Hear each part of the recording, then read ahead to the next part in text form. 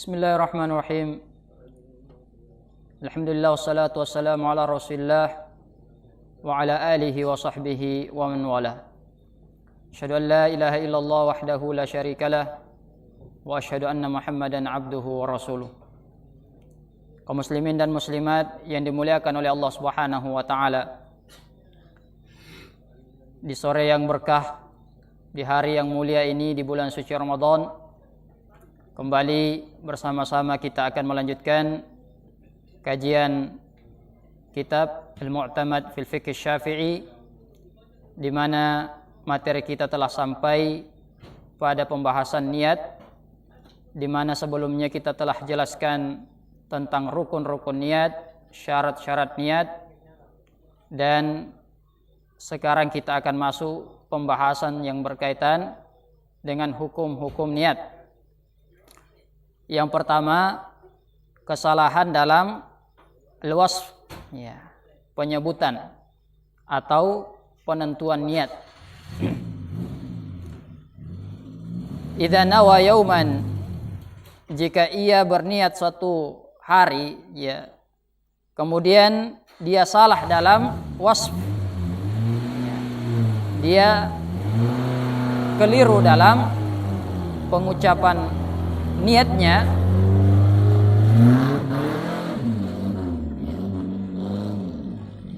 Masya Allah, tuh supir handal itu. Kita ulang. Salah dalam penyebutan niat, penentuan niat. Jika ada seseorang yang berniat lalu salah penyebutan niatnya, maka tidak membahayakan niatnya. Sebagaimana pada orang yang misalnya berniat pada malam Selasa, dia berniat pada malam Selasa akan berpuasa besok, sementara ia meyakini bahwa hari itu adalah malam Senin, maka tidak berpengaruh pada niatnya. Sementara jika ada orang yang berniat pada malam Senin, dia tahu bahwa itu hari Senin, lalu dia meniatkan untuk hari Selasa, maka niatnya tidak sah. Jadi ada perbedaan di situ. Tidak sah karena dia tidak mentakyin atau menentukan waktu yang benar, atau waktu yang diminta dia untuk berpuasa. Jadi ini perbedaannya. Kemudian masalah yang kedua adalah penentuan sebab niat. Wajib mentakyin puasa wajib, apakah itu qada atau kafarah. Tapi tidak disyaratkan untuk menentukan sebabnya kafarah misalnya. Tidak harus ditentukan apa sebabnya dia melaksanakan puasa kafarah. Jadi tidak harus. Tapi hati-hati dalam masalah ini, ketika dia menentukan sebabnya, lalu salah, maka tidak mencukupi, alias tidak sah niatnya. Maka yang paling aman di sini adalah cukup meniatkan untuk melaksanakan puasa qada atau kafarah, tanpa harus disebutkan sebabnya. Tanpa harus disebutkan sebabnya. Kenapa? Kenapa dia qada, kenapa dia kafarah? Tidak perlu. Karena jika dia salah, maka tidak mencukupi niat itu. Kemudian, masalah yang selanjutnya adalah memutuskan niat. Jika ada seseorang masuk dalam ibadah puasa, kemudian dia niatkan untuk istilahnya menghentikan niat. Jadi dakhala fis shaum thumma nawa qat'ahu. Jadi dia sudah berpuasa lalu berniat untuk membatalkan. Maka mazhab yang sahih dalam hal ini adalah tidak batal. Ya, jadi kalau kita sudah berpuasa lalu kita punya keinginan untuk membatalkan, ya, maka tidak berpengaruh. Ya. Begitu juga jika ada orang yang ragu-ragu tentang apakah puasanya itu masih atau sudah keluar. Ya. Sudah batal atau tidak. Maka juga tidak berbahaya niatnya. Tidak membahayakan niatnya itu. Kalau ada yang ragu-ragu. Atau misalnya ada orang yang mengatakan jika Zaid masuk, ya, maka batal puasanya. Ini juga tidak ada pengaruhnya. Ya. Tidak ada pengaruhnya. Lalu jika ada yang berniat akan berbuka setelah 1 jam atau 1 jam yang akan datang, juga tidak batal puasanya. Nah, ada yang berniat di malam hari, niat puasa di malam hari. Lalu dia berniat untuk memutuskan niat sebelum masuk fajar. Ya, jadi dia sudah berniat di malam hari, tapi dia punya niat untuk menghentikan itu niatnya, memutuskan niatnya, membatalkan niatnya. Maka dalam hal ini jamaah sekalian, hukum niatnya menjadi jatuh. Ya. Kenapa? Karena meninggalkan niat itu adalah diddu niyah. Diddun lin niyah. Jadi ketika kita meniatkan untuk memutuskan niat, berarti itu adalah lawannya niat. Maka niat itu akhirnya tidak dianggap. Nah, ini. Berbeda dengan orang yang makan di malam hari setelah dia berniat. Ya, jadi setelah berniat dia makan sampai fajar, ini tidak berbahaya untuk niatnya. Karena makan itu bukan lawannya niat. Ya, paham ini ya? Jadi yang bahaya di sini apa? Memutuskan niat sebelum masuk fajar ini. Kemudian yang selanjutnya adalah mengganti niat. Bagaimana hukumnya mengganti niat? Jika ada orang yang berpuasa nazar lalu berniat menggantinya ke puasa kafarah atau sebaliknya, maka niat mengganti itu tidak ada. Ya. Tidak dianggap. Sehingga apa yang dia niatkan pertama itulah yang dianggap. Dia niat untuk istilahnya puasa kafarah, lalu mau menggantinya menjadi puasa nazar, tidak. Yang dianggap di sini adalah puasa kafarah, bukan puasa nazar, karena tidak ada pengaruh ya dalam masalah ini. Kemudian niat wanita haid. Ya.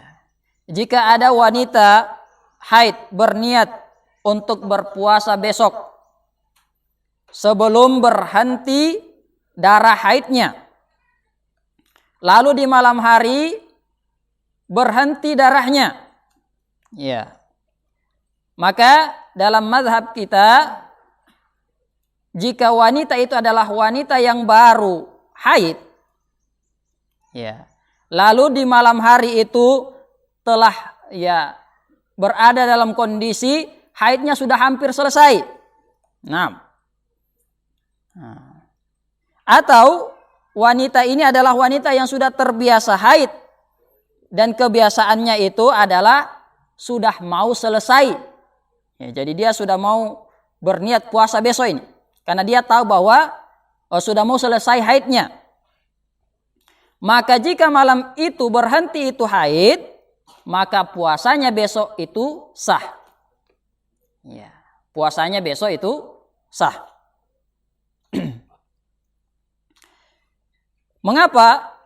Karena ada kepastian bahwa besok itu ya, satu harian dia sudah suci. Nah, ini. Dia sudah suci.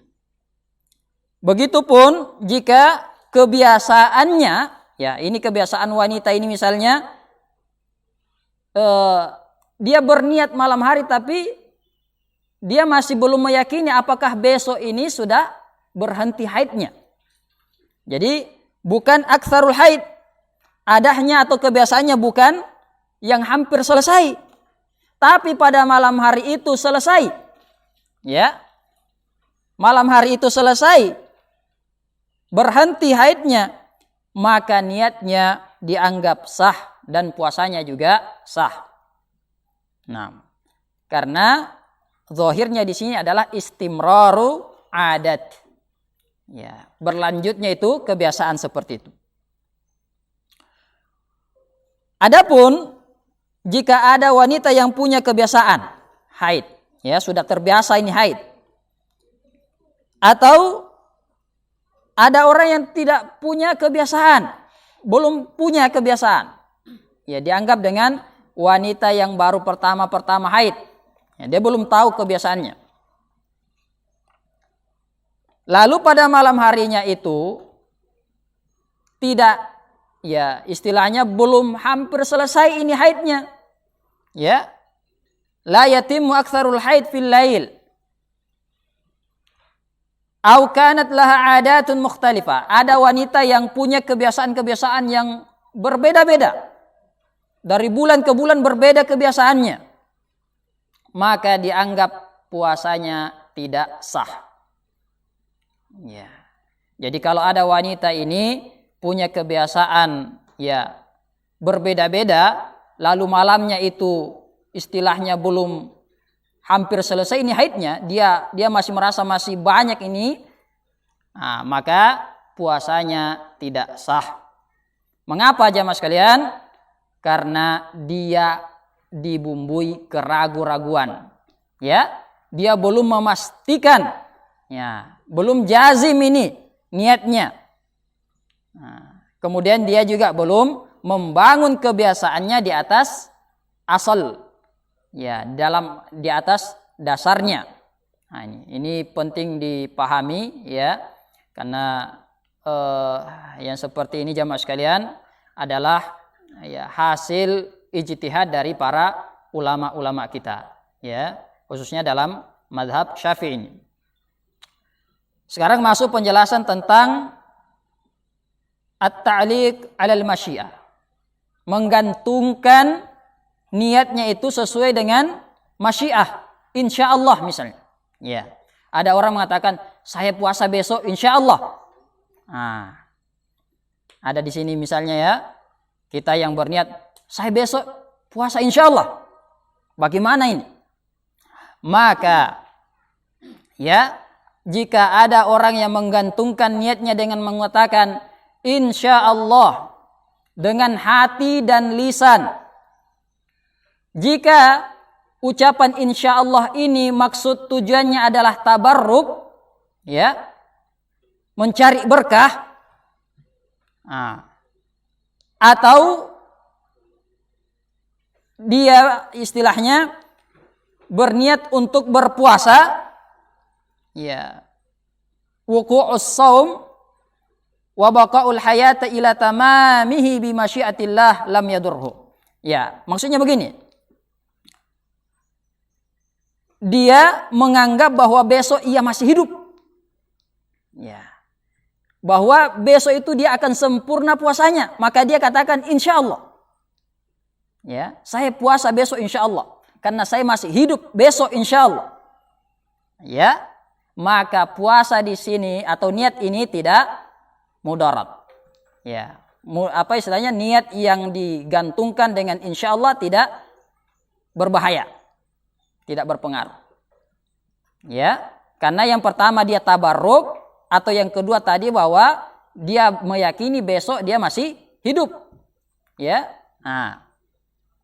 Kemudian jika dia mengtaklik puasanya, ya, wa in qasada ta'liqas shaum, artinya menggantungkan puasa dan ada ragu-ragu di situ, ya.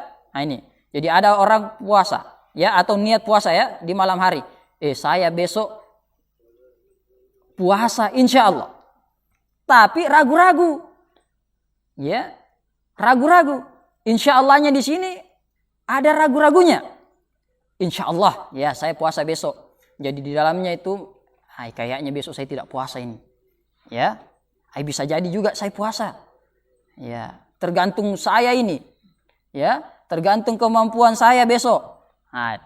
Maka puasanya dalam hal ini tidak sah. Ya. Kenapa jemaah sekalian? Karena niatnya itu tidak jazim, niatnya itu tidak yakin. Dia ragu-ragu. Kalau ada orang mengatakan, saya puasa besok jika Zaid mau. Ya, saya puasa besok kalau Zaid mau. Maka puasanya dalam hal ini tidak sah. Meskipun Zaid itu mau. Ya, meskipun Zaid mau. Karena dia tidak meniatkan dengan yakin. Jadi penting sekali masalah niat ini, bahwa kita betul-betul yakin dalam niat kita. Jangan ada ragu-ragu di situ. Nah, kemudian asyakku fin niyah. Ya, ragu-ragu dalam berniat. Jika ada orang berniat dan ragu, apakah niatnya itu sebelum fajar atau setelahnya? Nah, ini. Jadi ada ini misalnya santri, ya, ragu-ragu. Ini masih fajar atau sudah selesai fajar? Ya. Maka puasanya sah apa tidak? Tidak sah. Ya. Jadi kalau ada orang berniat, ya, di malam di waktu fajar, nah, dia ragu apakah ini masih fajar atau tidak. Nah, apakah niatnya itu terjadi sebelum fajar atau setelah fajar? Maka puasanya dianggap tidak sah. Nah, mengapa? Karena dasarnya bahwa dia belum berniat. Ya, dasarnya dia belum berniat. Nah, jika ada orang masuk di subuh hari ragu, ya, apakah dia sudah berniat atau tidak, juga tidak sah puasanya. Ya. Jadi kalau kita besok masuk di subuh hari lalu kita ragu-ragu, apakah kita sudah niat atau tidak, maka puasa kita tidak sah. Ya. Ini penting untuk meyakinkan niat ini. Makanya yang kita jelaskan sebelumnya itu at-tabyid, syaratun niyah, ya, syaratnya yang pertama itu adalah tabyid. Ya, niat di malam hari dengan yakin. Nah, supaya besoknya itu kita tidak lagi ragu-ragu. Kemudian Ramadan, ya,